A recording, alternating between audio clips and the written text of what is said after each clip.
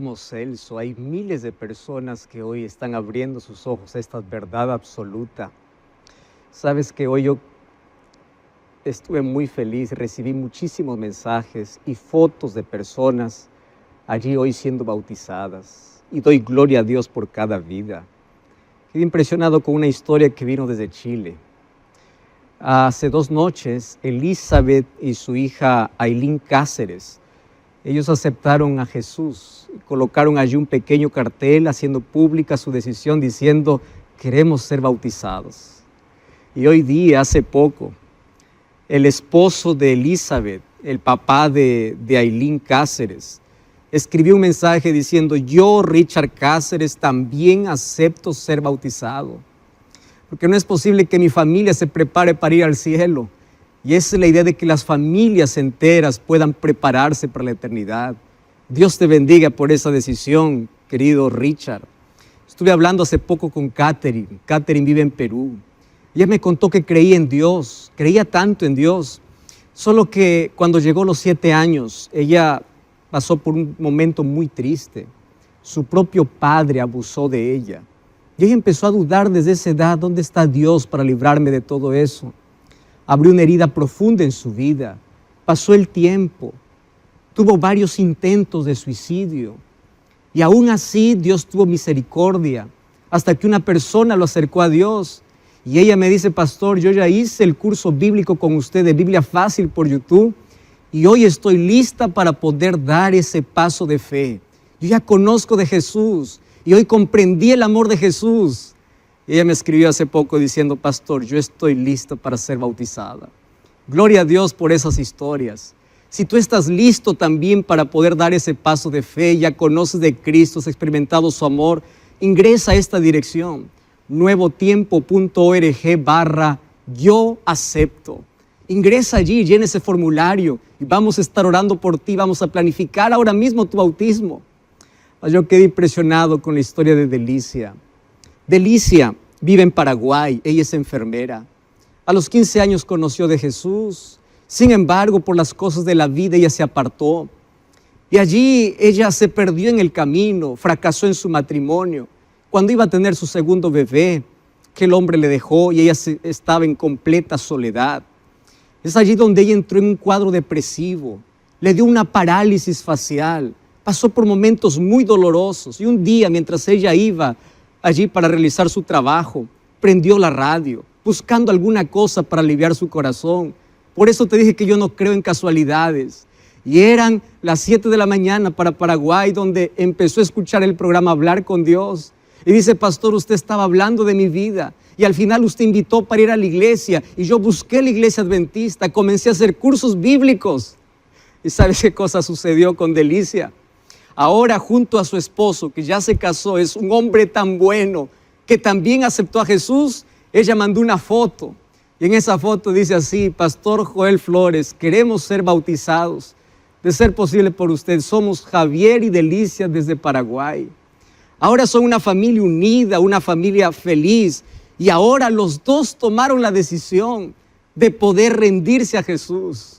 Yo quiero orar en este momento por todas aquellas personas que están tomando esa decisión. Vamos a orar.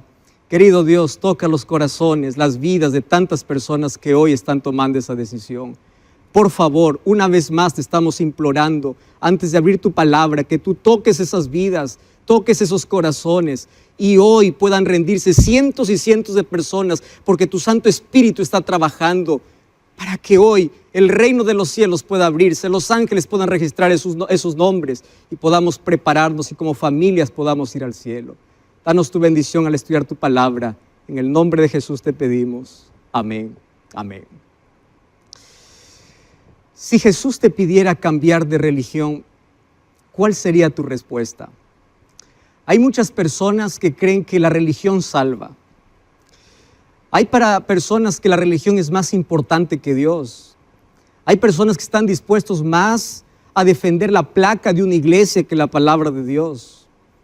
Conozco en la Biblia la historia de un joven brillante, fuerte en convicciones, irreprensible, religioso, educado, renombrado y educado ante un gran hombre famoso judío llamado Gamaliel. Él era fariseo. Él era miembro del Sanedrín, que era el tribunal judío, defensor absoluto del judaísmo, sincero de corazón, pero equivocado. Porque tú puedes estar sinceramente equivocado. Tu sinceridad no puede cambiar el error a verdad. Y allí, en su oscuridad de vida, él decía: se han levantado cristianos, vamos a matar a los cristianos, vamos a eliminar los cristianos. Y él pensaba que al matar cristianos estaba haciendo un favor a Dios. Hay muchas personas que hacen tantas cosas equivocadas en nombre de Dios. Y él odiaba tanto a aquellos que estaban en el camino, porque así se les conocía a los cristianos. Y él decía: ellos tienen que morir, ellos tienen que morir. Lo que él no se daba cuenta es que ese camino era el correcto, porque si tu camino no es Cristo, tu destino no es el cielo.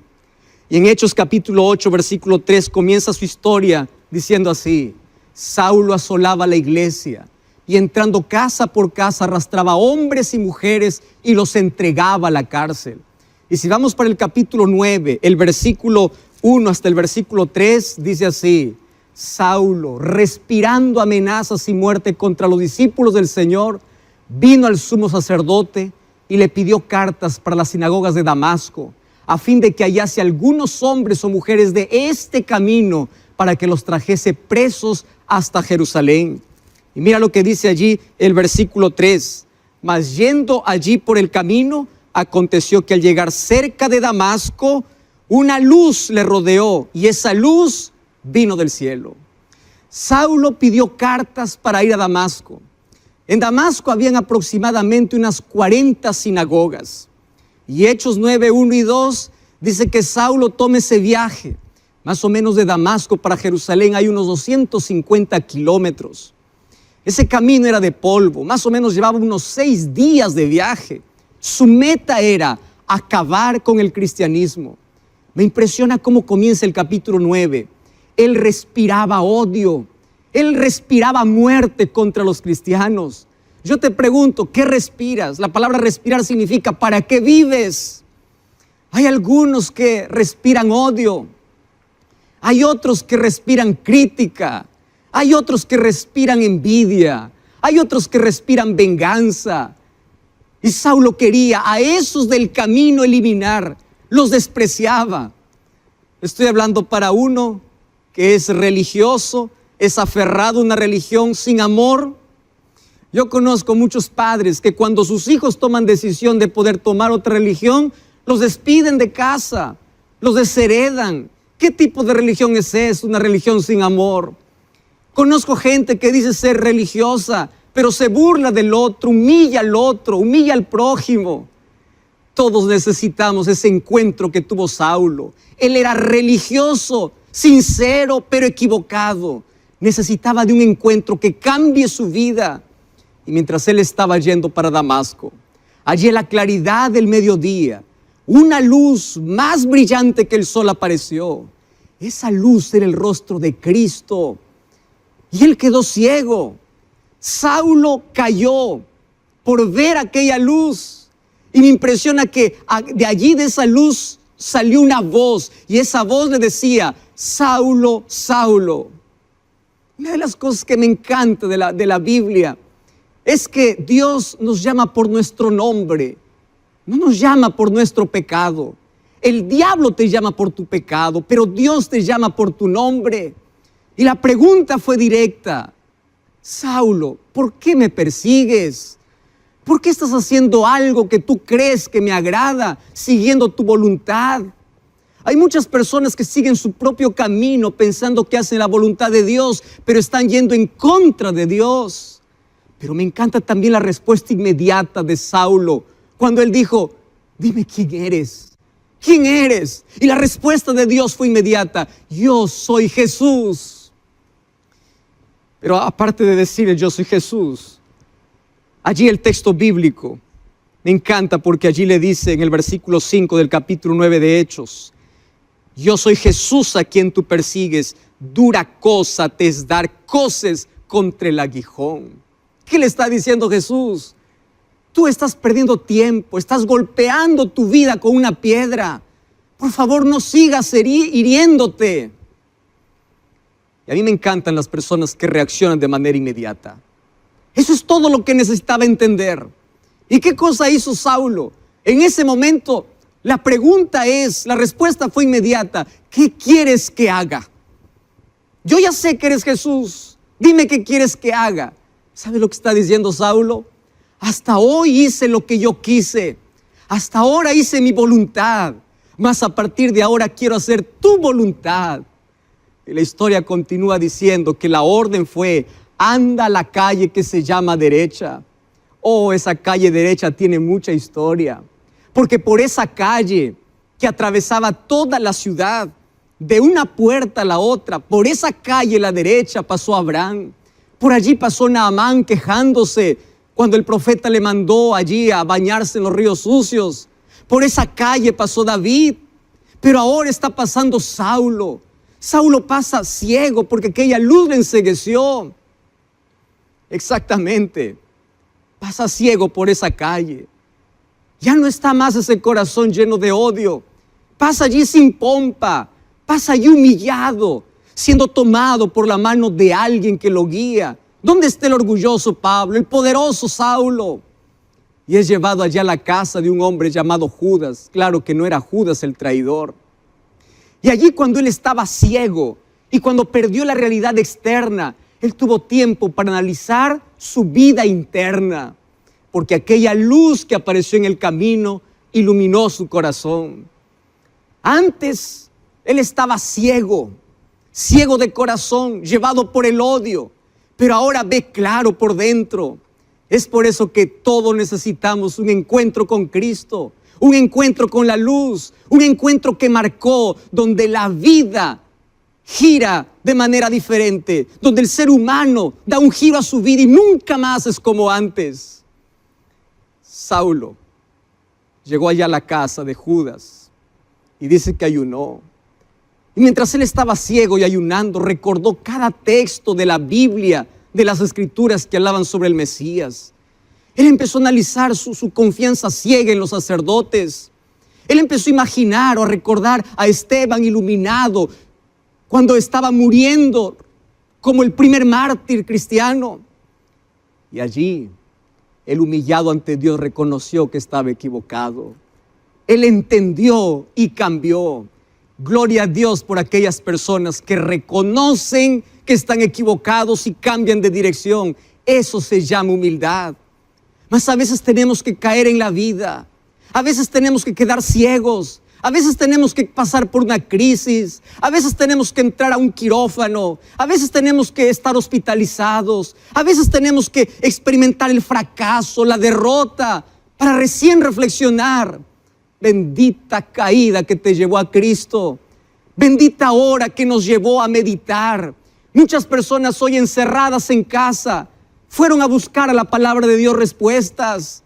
Benditas crisis que nos hacen mirar al cielo. Pero qué bendición es que las personas con humildad también puedan reconocer que están equivocados. Por favor, no defiendas ideas. Defiende la palabra de Dios. Ahí al otro lado de la ciudad hay un hombre llamado Ananías. Él escucha la voz de Dios que le dice: anda a la calle derecha, coloca las manos sobre Saulo. Él tiene miedo, pero ahí Jesús le dice: este es un instrumento escogido. Y una de las cosas lindas que me encanta de la palabra de Dios es lo siguiente: Dios no mira mi presente, Dios mira lo que yo puedo llegar a ser por su gracia. El hombre mira el pasado, pero Dios mira el futuro. Para Dios no importa lo que fuimos, sino lo que seremos en sus manos.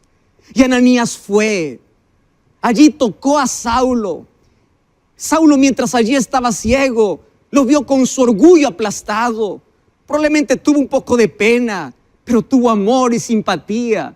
Y allí en el capítulo 9, versículo 17, dice que Ananías, cuando puso sus manos sobre él, le dijo: hermano Saulo.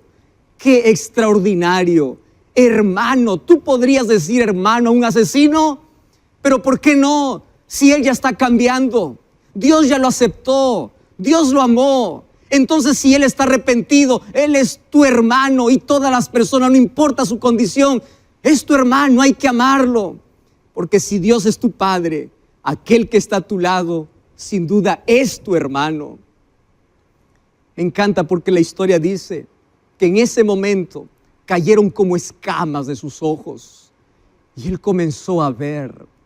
Aquella luz del camino iluminó también su corazón, pero para poder ver correctamente, Él tuvo que quedar ciego. Él fracasó en su misión. Gloria a Dios por aquellos fracasos de la vida que se tornan en bendición.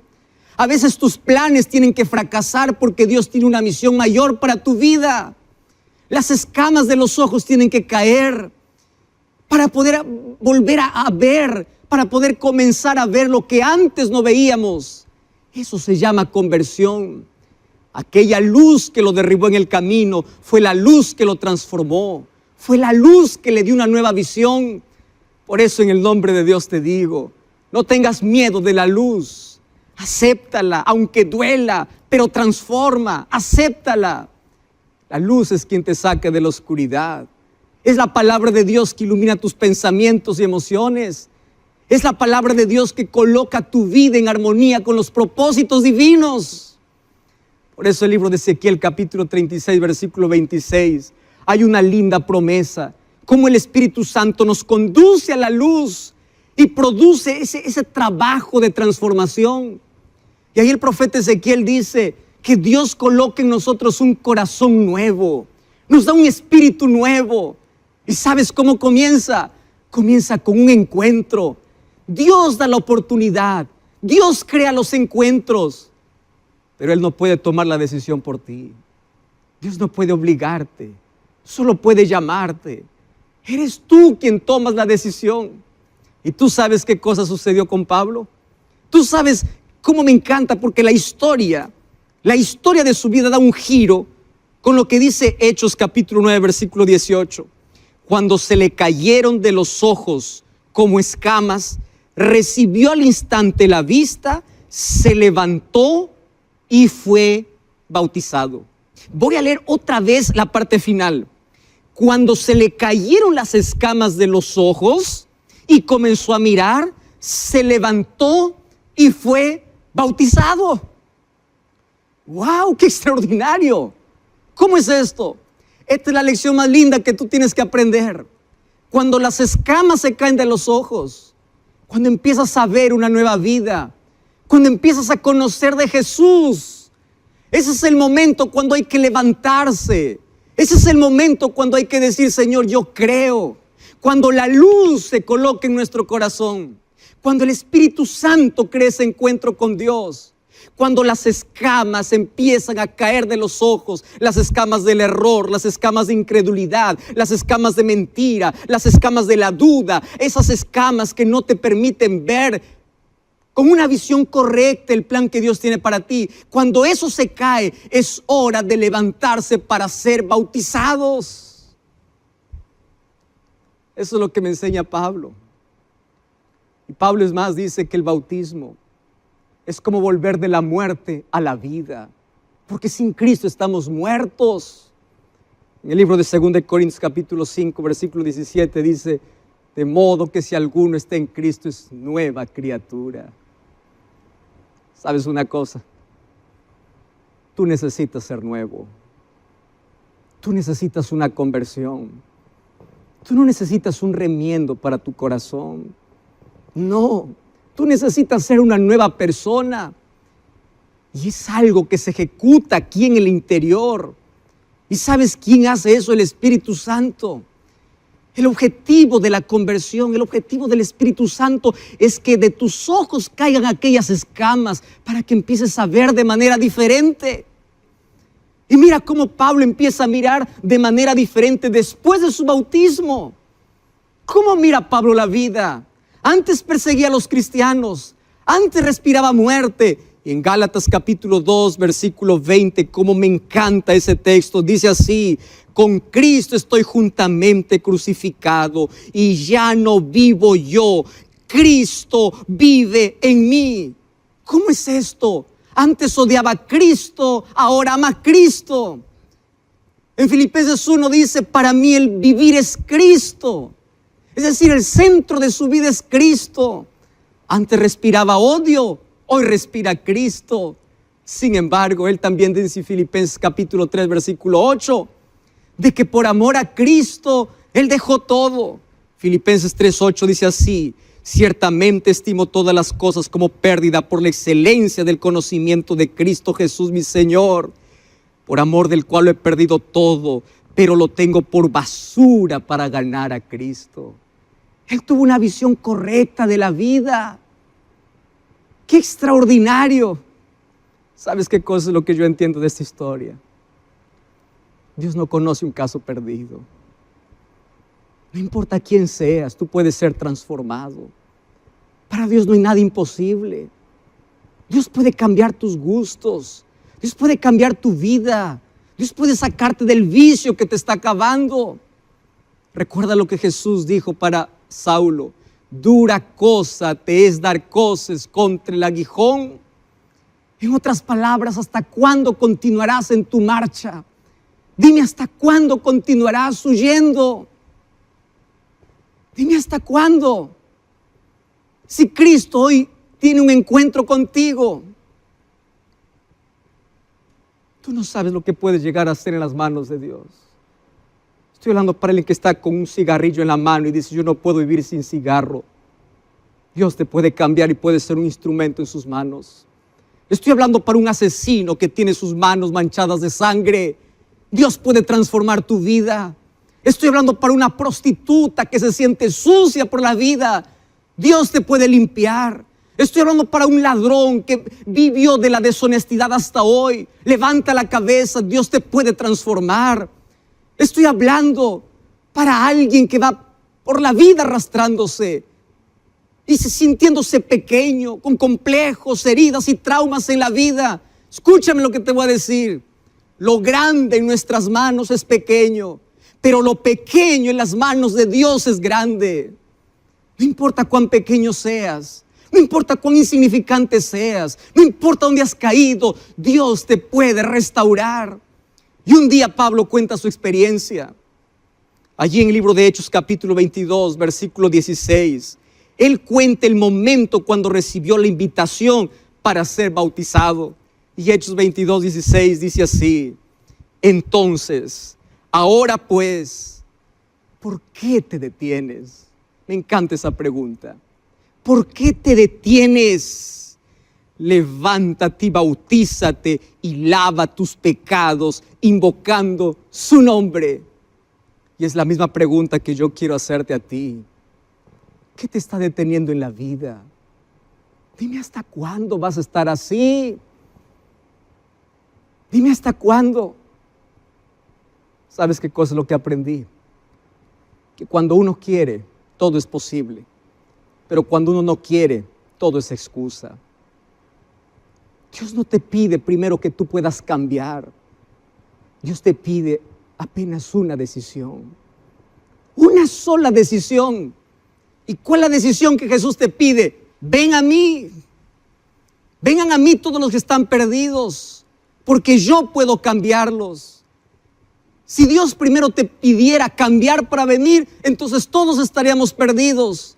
Pero si Dios me dice, ven como estás, yo te voy a cambiar, entonces solo tienes que decidir. Por eso es que el cielo estará lleno de grandes pecadores arrepentidos que aceptan la gracia de Dios. Y el lago de fuego estará lleno de pequeños pecadores perdidos porque rechazaron a Dios. Porque si tu camino no es Cristo, tu destino no es el cielo. Cristo es el único puente de la muerte a la vida. Es el único camino para salir de la oscuridad a la luz. Si el pecado te cauterizó la conciencia, Cristo puede despertar tu voluntad, pero Él no puede obligarte. Yo estoy hablando para alguien que está en el camino a Damasco, para alguien que está frustrado, para alguien que está allí comiendo el polvo de la derrota.